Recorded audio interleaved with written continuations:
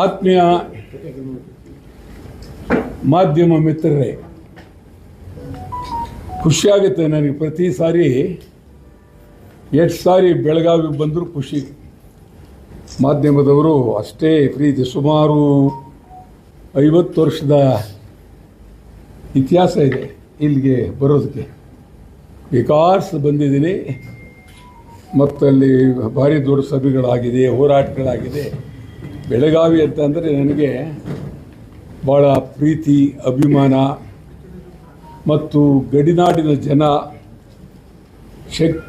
ಶಕ್ತಿವಂತರು.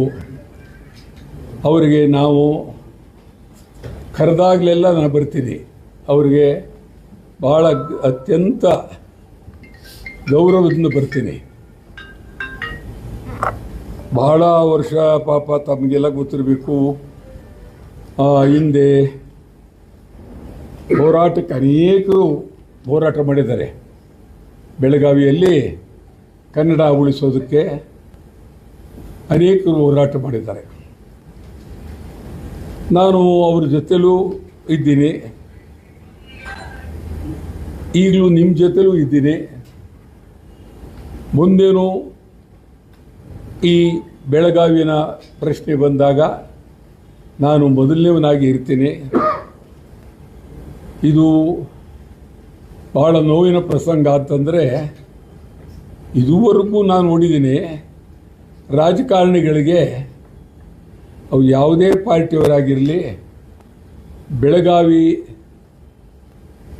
ಗಡಿನಾಡು ಸಮಸ್ಯೆಗಳು, ಬೆಳಗಾವಿಯ ಪ್ರಶ್ನೆ ಯಾವುದೂ ಅವ್ರಿಗೆ ಬೇಕಾಗಿಲ್ಲ, ಒಬ್ಬರಿಗೂ ಬೇಕಾಗಿಲ್ಲ. ಅವರದೇ ಆದಂಥ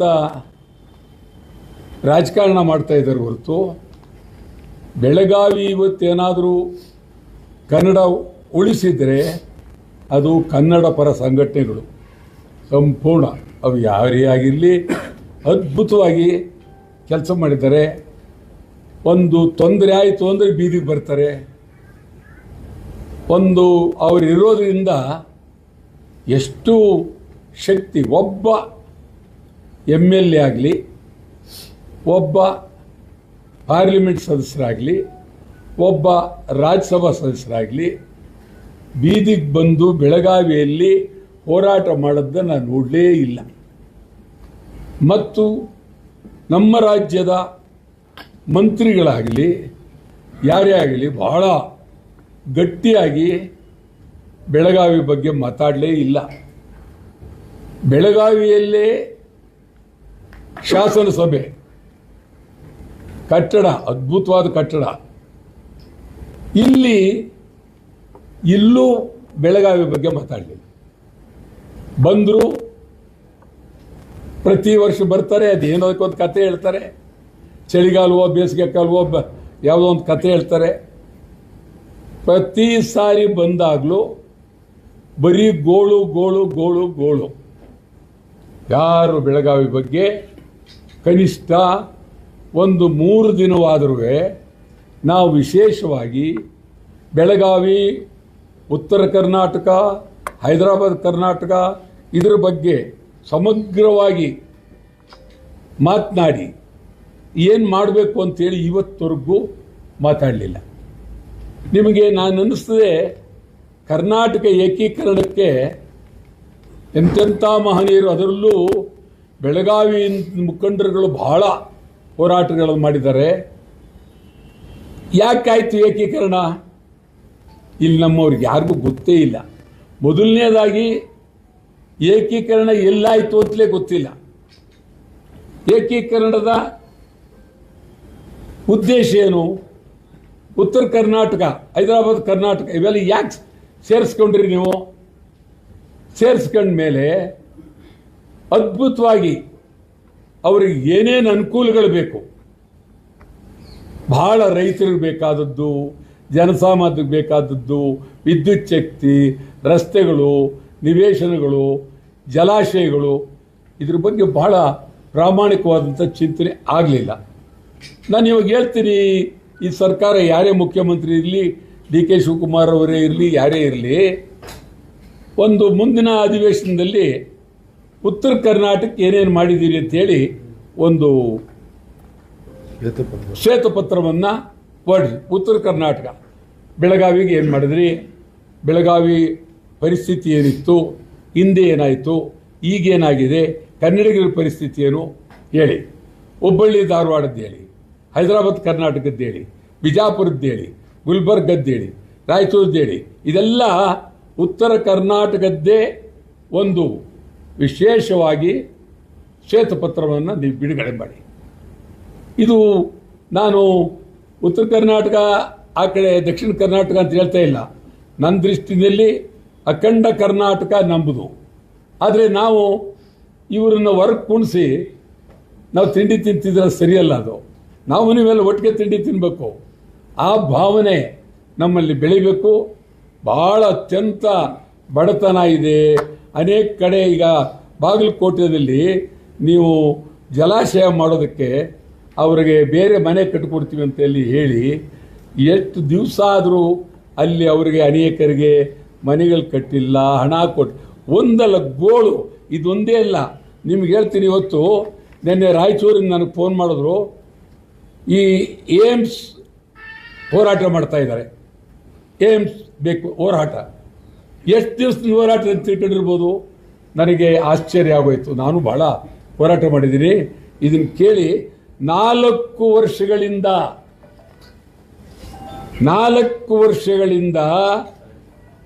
Raichur all India medical institute of mind ಆಸ್ಪತ್ರೆಗಾಗಿ ಸುಮಾರು 4 ವರ್ಷಗಳಿಂದ ಹೋರಾಟ ಮಾಡ್ತಾರೆ.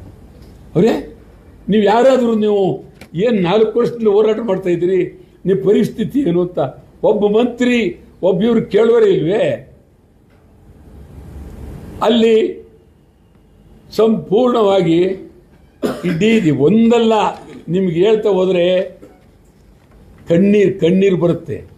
ಬಳ್ಳಾರಿ ಹಾಳಾಗೋಯ್ತು. ಬಳ್ಳಾರಿಯನ್ನು ಮೊದಲು ಮೈಸೂರಿಗೆ ಸೇರಿದ್ದು ಬಳ್ಳಾರಿ ಮದ್ರಾಸ್ನಲ್ಲಿತ್ತು.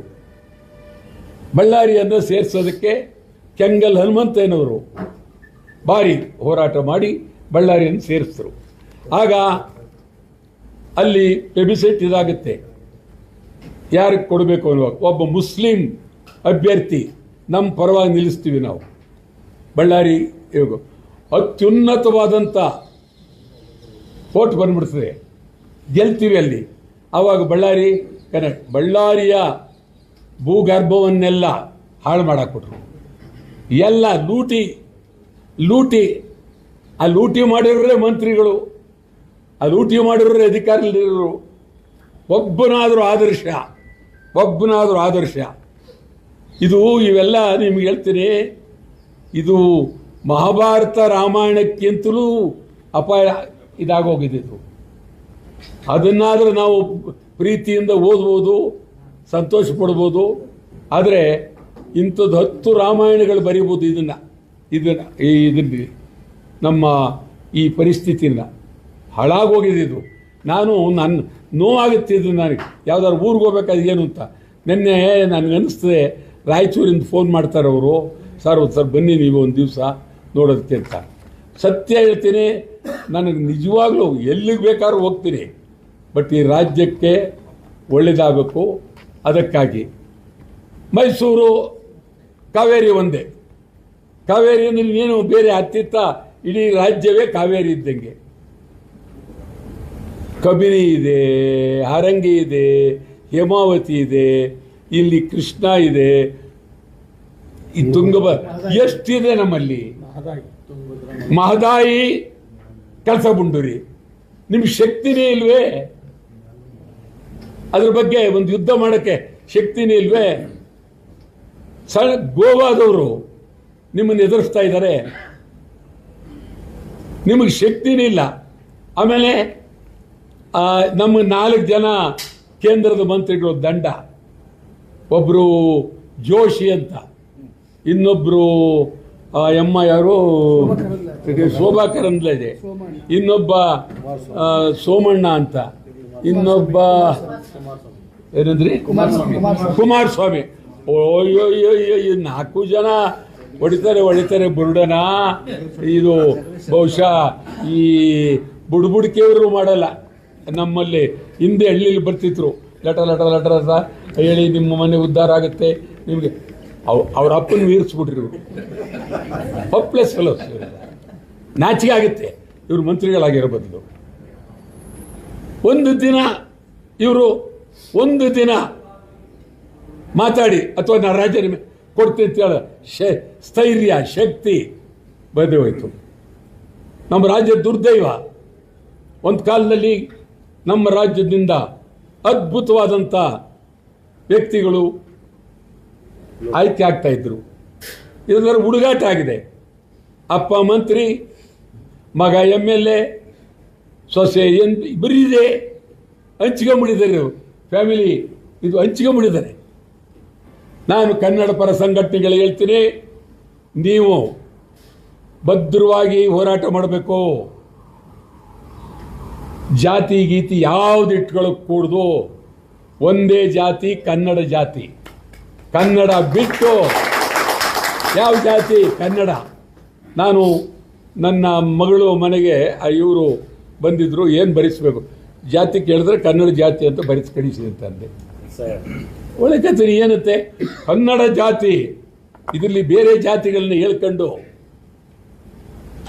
ಜಾತಿಗೊಬ್ಬ ಮಂತ್ರಿ, ಜಾತಿಗೊಬ್ಬ ಇದು. ಅಯ್ಯೋ ಕರ್ಮವೇ. ಈ ರಾಜ್ಯ ಆದದ್ದು ಭಾಷಾವಾರ ಪ್ರಾಂತ್ಯ, ಈಗ ಅದು ಜಾತಿವಾರ ಪ್ರಾಂತ್ಯ ಆಗ್ಬಿಟ್ಟಿದೆ. ಭಾಷಾವಾರ ಪ್ರಾಂತ್ಯ 1956 ನವೆಂಬರ್ 1 ಬೆಂಗಳೂರಿನಲ್ಲಿ ಸೆಂಟ್ರಲ್ ಕಾಲೇಜ್ ಕ್ರಿಕೆಟ್ ಮೈದಾನದಲ್ಲಿ ಆವತ್ತಿನ ಮೊದಲನೇ ರಾಷ್ಟ್ರಪತಿ ರಾಜೇಂದ್ರ ಪ್ರಸಾದ್ ಉದ್ಘಾಟನೆ ಮಾಡ್ತಾರೆ. ಕೆಂಗಲ್ ಹನುಮಂತೇಂದ್ರ ಇರ್ತಾರೆ, ನಿಜಲಿಂಗಪ್ಪನವರು ಇರ್ತಾರೆ, ಕಡಿದಾಳ ಮಂಜಪ್ಪ ಇರ್ತಾರೆ. ಈಗ ಕಾವೇರಿ ಹೋರಾಟ ಯಾವ ರೀತಿ ಬಗ್ಗೆ ಏನಿದೆ ಅದನ್ನು ಸ್ವಲ್ಪ ಅದೇ ಇದೆ ಸ್ವಲ್ಪ. ಇದು ನಮ್ಮ ಬಾಳ್ರು ನಾನು ಸುಮಾರು ಒಂದು ನಿಮಿಷ ದಯಮಾಡಿ ಸ್ವಲ್ಪ ಕೇಳಿ. ನಾನು 1967 ನಾನು ಅಸೆಂಬ್ಲಿ ಮೆಂಬರು. 1967 ನೀವು ಹುಟ್ಟಿದ್ರಿಲ್ವೋ, ನಿಮ್ಮ ತಂದೆಯವರು ಹುಟ್ಟಿದ್ರಿಲ್ವೋ ಗೊತ್ತಾಯ್ತಲ್ಲ, ಅದಿರಲಿ. ಆದ್ದರಿಂದ ನಾನು ಅದು ಬೇಡ ಇದು ಬೇಕು ಅಂದರೆ ಇದನ್ನೇ ಹೇಳ, ತಪ್ಪೇನಿಲ್ಲ. ಯಾವ್ದು ಬೇಕು ಅದನ್ನೇ ಹೇಳ. ಹೌದು ಹೇಳ. ಅದು ನಗರ ಪಾಲಿಕೆ ಒಂದು ಸೀಮಿತ ಆಗುತ್ತೆ. ಇಡೀ ರಾಜ್ಯ ಅಖಂಡ ಕರ್ನಾಟಕ ಬಂದಂದಾಗ ಅದಕ್ಕೆ ಇಡೀ ರಾಜ್ಯ ಸೇರಬೇಕು. ಗೊತ್ತಾಯ್ತಾ? ಕಾವೇರಿ ನೀರು ನಿರ್ವಹಣಾ ಸಮಿತಿ ಈಗ ಮೊನ್ನೆ ವಿರೋಧ ಪಕ್ಷದವರೆಲ್ಲ ಕರೆದಿದ್ರು. ಏನಾಯ್ತು ಅಲ್ಲಿ? ವಿರೋಧ ಪಕ್ಷದವರಿಗೆ DK ಶಿವಕುಮಾರ್ ಅವರು ಮ್ಯಾಜಿಕ್ ಮಾಡಿಬಿಟ್ರು. ಭಾಳ ಬುದ್ಧಿವಂತಿಕೆಯಿಂದ ಮಳೆ ಬಂತು, ನೀರಿತ್ತು ಅನ್ನೊಂದ ತಕ್ಷಣ ಎಲ್ಲರೂ ಒಬ್ರಿಗೊಬ್ರು ತಬ್ಕೊಂಬಿಟ್ರು. BJP ಅವ್ರನ್ನ ತಬ್ಗಳದು, ಇವ್ರು ತಬ್ಗಳದೇ ಟಿ ವಿಲಿ ಬಂತು, ಇವರಿಗೆ ಅಂತ ಮ್ಯಾಜಿಕ್ಕು. ಆ ಕಡೆ ಅವ್ರು ಕೇಳ್ತಾರೆ, ಯಡಿಯೂರಪ್ಪ ಕೇಳಿದ ತಕ್ಷಣ ಅಲ್ಲೇ ತಕ್ಷಣ ಹಿಂಗಂದು ಲಾಡು. ಈ ಕಡೆ ಅವ್ರು ಕೇಳ್ತಾರೆ ಕುಂಬಳಕಾಯಿ. ಎಷ್ಟು ಬೇಗ ಮ್ಯಾಜಿಕ್ ಆಗೋಯ್ತು ಅಂದರೆ, ಇದು ಮ್ಯಾಜಿಕ್ ಮುಖ್ಯಮಂತ್ರಿ ನಮ್ಮ DK ಶಿವಕುಮಾರ್. ಮ್ಯಾಜಿಕ್ ಗೊತ್ತು, ನಾನು ಬಹಳ ವರ್ಷದ ಬಂದೆ ಮ್ಯಾಜಿಕ್ ಮುಖ್ಯಮಂತ್ರಿ. ಈಗೇನು ನಿಮ್ಮದು ಕಬಿನಿಯಿಂದ ನೀರಿರೋದು, ಕಾವೇರಿಯಿಂದ ಅಲ್ಲ. ಡಿಸ್ಪೋಟ್ ಇರೋದು ಬಂದೆ ಒಂದು ನಿಮಿಷ. ಇದು ಸ್ವಲ್ಪ ಪ್ರಿಯಂಬಲ್ದು ದಯವಿಟ್ಟು ಯಾವತ್ತು ಈ ಥರ ಇರಲ್ವಲ್ಲ, ಯಾಕೆ ಹಿಂಗೆ ಇವತ್ತು ಒಂದು ಭಾಳ ಒತ್ತಾಯ ಮಾಡ್ತಾ ಇದ್ದೀನಿ ಗೊತ್ತಾಗಲಿಲ್ಲ. ಒಂದು ಕಬಿನಿ ಇರೋದು ಡಿಸ್ಪ್ಯೂಟು ಇಲ್ಲ, ಕಾವೇರಿ ಡಿಸ್ಪ್ಯೂಟ್ ಇರೋದು. ನೀವು ಕಬಿನಿ ನೀರು ಬಿಟ್ಟು ಅಂತ ಅಂದ್ಬಿಟ್ಟು ಬುಲ್ಡೆ ಹೊಡೆದ್ರೆ ಒಪ್ಕೊಂಡೋದ್ರು. ಆದ್ದರಿಂದ ನಮಗೆ ಕಾವೇರಿ ಮುಖ್ಯಮಂತ್ರಿ ಇರೋದ್ರಲ್ಲಿ ನಂಬಿಕೆ ಇಲ್ಲ. ಇವತ್ತು ತಮಿಳುನಾಡಿನಲ್ಲಿ DMK ಅವರು AIDMK ಅವರು ತೀವ್ರವಾಗಿ ಹೋರಾಟ ಮಾಡ್ತಾ ಇದ್ದಾರೆ. ನಮ್ಗೆ ಅನ್ಯಾಯ ಆಗಿದೆ ಅಂತೇಳಿ. ರೈತರು ಹೋರಾಟ ಮಾಡ್ತಾ ಇದ್ದಾರೆ, ನಮಗೆ ನೀರಿಲ್ಲ, ಕೊಡೋ ಪ್ರಶ್ನೆನೇ ಇಲ್ಲ. ಮೇಕೆದಾಟು, ಯಾರು ಮೇಕೆದಾಟಿಗೆ ಪಾದಯಾತ್ರೆ ಮಾಡಿದವರು? ಡಿ ಕೆ ಶಿವಕುಮಾರ್ ಉದ್ದಕ್ಕೆ ಪಾದಯಾತ್ರೆ ಮಾಡಿದ್ರು. ಈಗ ಮೇಕೆದಾಟಿಗೆ ಪಾರ್ಲಿಮೆಂಟ್ನಲ್ಲೇ ನಿಮಗೆ ಹೇಳಿದ್ರು, ಯಾರ ಅನುಮತಿ ಬೇಕಾಗಿಲ್ಲ, ನೀವು ಮೇಕೆದಾಟು ಮಾಡಿ ಅಂತ.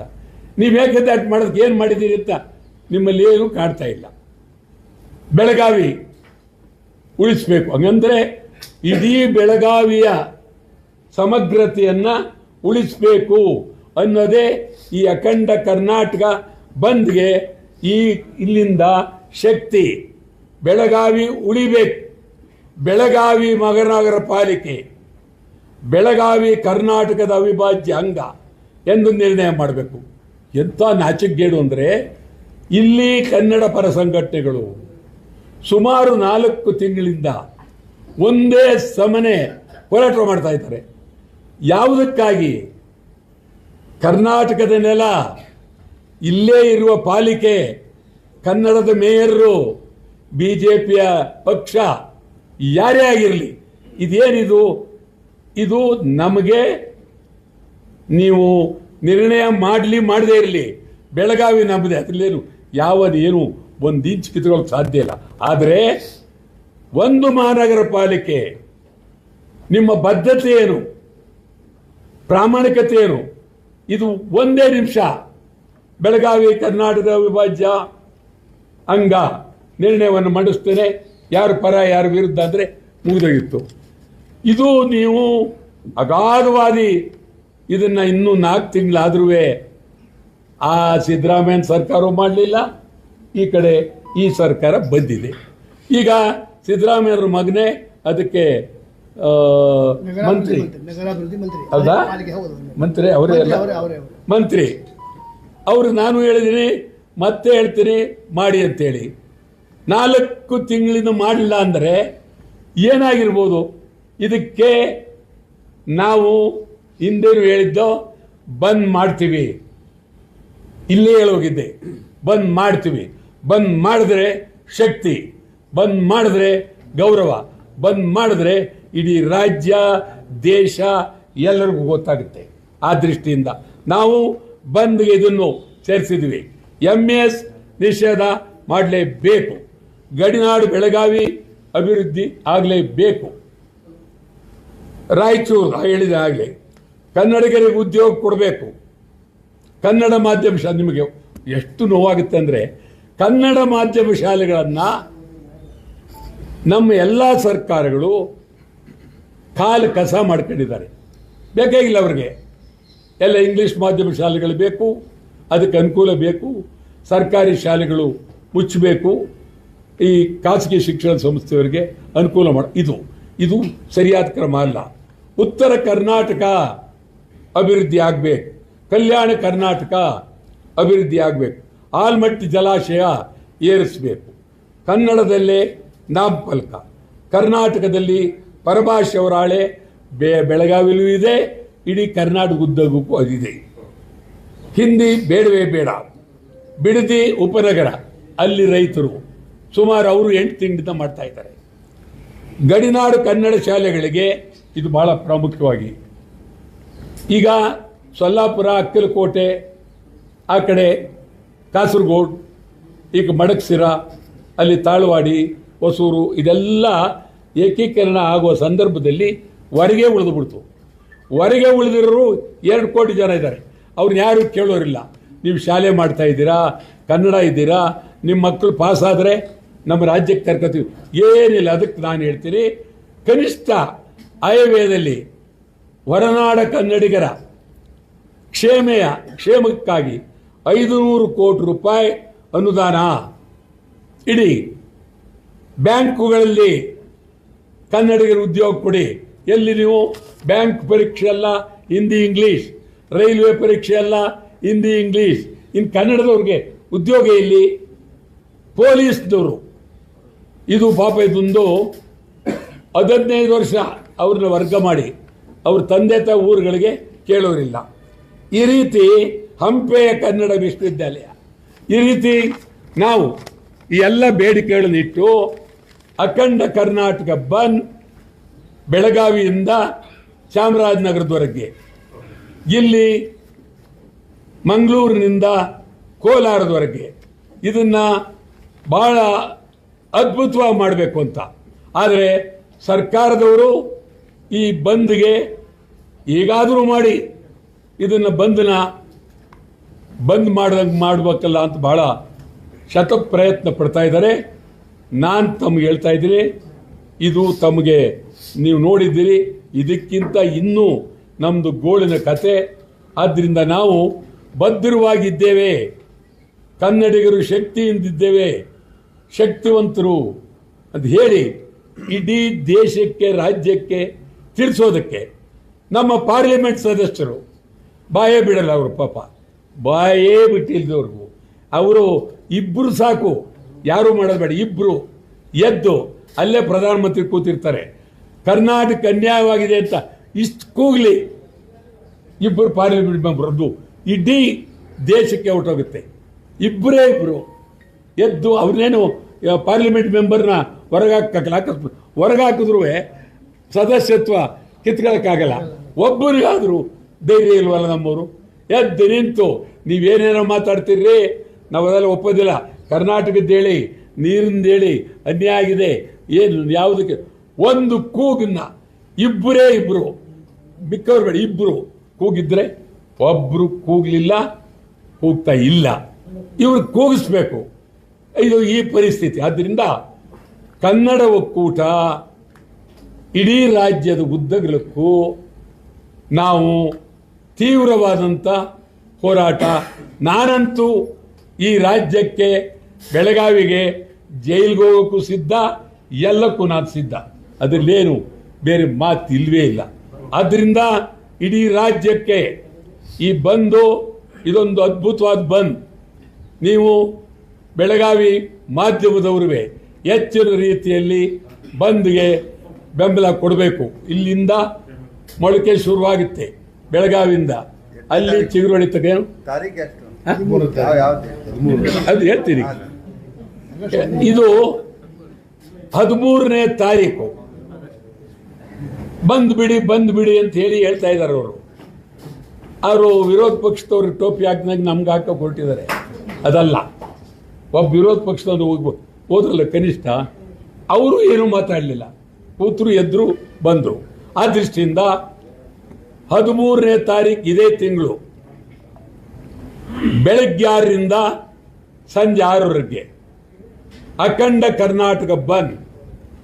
ಉತ್ತರ ಕರ್ನಾಟಕ, ಬೆಳಗಾವಿ, ಹೈದರಾಬಾದ್ ಕರ್ನಾಟಕ ಎಲ್ಲ ಜಿಲ್ಲೆಗಳು, ಸಮಗ್ರ ಕರ್ನಾಟಕ, ಅಖಂಡ ಕರ್ನಾಟಕ ಬಂದ್ ಬೆಳಗಾವಿಯಿಂದಲೇ ಕಿಡಿ ಶುರುವಾಗಬೇಕು.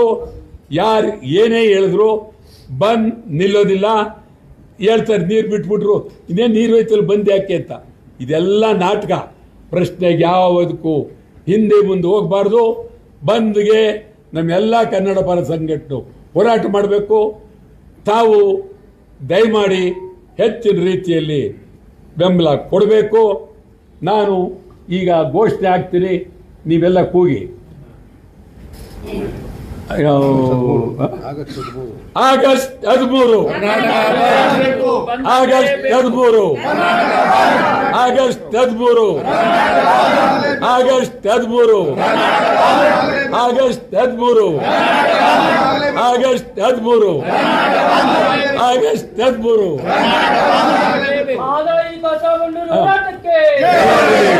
ಹೋರಾಟಕ್ಕೆ ಬಂದು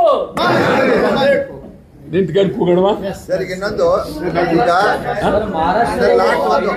ಸರ್, ಈಗ ಮಹಾನಗರ ಪಾಲಿಕೆಯಲ್ಲಿ, ಬೆಳಗಾವಿ ಮಹಾನಗರ ಪಾಲಿಕೆಯಲ್ಲಿ ಬಿಜೆಪಿಯ ಬಹುಮತ ಇದೆ, ಬಿಜೆಪಿ ಆಡಳಿತ ಇದೆ. ಗೊತ್ತುವಳಿ ಪಾಸ್ ಮಾಡೋದು, ನಿರ್ಣಯವನ್ನು ಅಂಗೀಕಾರ ಮಾಡೋದು. ಬೆಳಗಾವಿಯವರು ಇನ್ನೊಂದು 15 ದಿವಸದೊಳಗಾಗಿ ನಾನು ಹೇಳ್ತೀನಿ, ಯಾರು ಯತೀಂದ್ರನಿಗೆ ಮಾಡಲಿಲ್ಲ ಅಂತ ಹೇಳಿದ್ರೆ ಸೂಪರ್ ಸೀಡ್ ಮಾಡಿ ಅಂತ ಹೇಳ್ತೀನಿ. ಯಾವ ಕಾರಣಕ್ಕೆ ಇಟ್ಕೊಳ್ಬೇಡಿ, ಕೂಡಲೇ ಸೂಪರ್ ಸೀಡ್ ಮಾಡಿ ಅಂತ, ಬೇರೆ ಮಾತೇ ಬೇಡ. ಸೂಪರ್ ಸೀಡ್ ಮಾಡಿ. ಇನ್ನೊಂದು ನಿಮಿಷ ಹೇಳಿ ಸರ್. ರಾಧಾಕೃಷ್ಣ ಯೋಜನೆ ಅಂತ ಹೇಳಿ ಕರ್ನಾಟಕದ ಪಾಲಿನ 5 TMC ನೀರು ಒಯ್ತಿದ್ದಾರೆ. ಕೃಷ್ಣಾ ನದಿ ನೀರನ್ನು ಹಾಂ ಸೊ ಅದಕ್ಕೋಸ್ಕರ ಯೋಜನೆ ಮಾಡಿದ್ದಾರೆ ಅದು ಇಚಲಕರಂಜಿ ನಗರಕ್ಕೆ 5 TMC ಯಾವುದು? ಕೃಷ್ಣಾ ನದಿಯಿಂದ ಮಹಾರಾಷ್ಟ್ರದವರು ಒಂದು ಹೊಸ ನೀರಾವರಿ ಸ್ಕೀಮ್ ಮಾಡಿದ್ದಾರೆ. ಏತ್ ನೀರಾವರಿ ಅದು ರಾಧಾಕೃಷ್ಣ ಯೋಜನೆ ಅಂತ ಮಾಡಿದ್ದಾರೆ ಮಹಾರಾಷ್ಟ್ರ ಮುಖ್ಯಮಂತ್ರಿ. ಅದರಿಂದ ನಮಗೆ ಕರ್ನಾಟಕ ಭಾಗಕ್ಕೆ ನೀರು ಸೇರ್ಬೇಕಾಗಿತ್ತು. ಇಚಲಕರಂಜಿ ಅಂತ ಮಹಾರಾಷ್ಟ್ರ ನೀರು ಹೋಯ್ತಾ ಇದ್ದಾರೆ ಅವರು. ಅದನ್ನು ನಾವು ವಿರೋಧ ಮಾಡಿದ್ವಿ. ರಾಧಾಕೃಷ್ಣ ಫಡ್ನವೀಸ್ ಅನೌನ್ಸ್ ಮಾಡಿದ್ದಾರೆ. ಅದನ್ನು ಫಡ್ನವೀಸ್ ರಾಧಾಕೃಷ್ಣ ಹೊಸ ಯೋಜನೆ ಅದನ್ನು ಅವ್ರು ಮಾಡ್ತಾ ಇದ್ದಾರೆ. ಇದನ್ನ ನಾನು ಅದನ್ನೇ ತಮಗೆ ಆಗಲೇ ಹೇಳಿದೆ, ಇದನ್ನ ಬಹಳ ಮಾತಾಡಬೇಕು. ಈಗ ನಾವು ಮಾತಾಡ್ತೀವಿ, ಪಾರ್ಲಿಮೆಂಟ್ ಮೆಂಬರ್ಗಳು ಇದ್ರ ಬಗ್ಗೆ ಅವರು ಪಾರ್ಲಿಮೆಂಟ್ಲಿ ಇಡೀ ದೇಶದ ಪಾರ್ಲಿಮೆಂಟ್ ಅಲ್ಲಿ ಮಹಾರಾಷ್ಟ್ರದ ಮುಖ್ಯಮಂತ್ರಿ ಈ ರೀತಿ ಮಾತಾಡ್ತಾರೆ ಅಂತೇಳಿ ಸಭಾತ್ಯಾಗ ಮಾಡಿ ಅವ್ರ ವಿರುದ್ಧ ಘೋಷಣೆ ಕೂಗಿ ಹೊರಗಾರ ಬರಬೇಕು. ಇಲ್ಲ, ನಾವು ಅದನ್ನ ಒಪ್ತೇವೆ, ಅದ್ರ ಬಗ್ಗೆ ನಾವು ಹೋರಾಟ ಮಾಡ್ತೇವೆ, ಅದನ್ನ ಸೇರಿಸ್ತೀವಿ ನಾವು. ಹೇಳಿ.